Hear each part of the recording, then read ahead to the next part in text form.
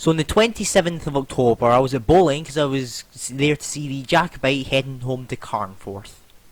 I was originally going to go to Carluke to see it, however then discovered it wasn't going to pass Carluke until 7:30 at night, so decided madly against that. However, my first catch of the day was a very unusual one. A train didn't have an ID, didn't have anything like that. All I know is it was a dad's rail service to the end of the platform from, well, somewhere in the middle of the platform.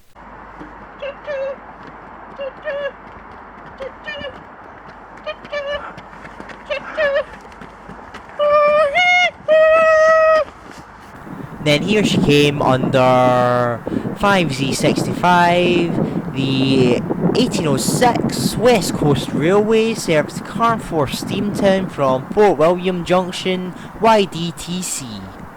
Now I'm not familiar with the Jacobite, so I don't know the numbers of it. However, if you know that there's two locomotives that do the Jacobite, it'll be those two. But anyway, here she comes.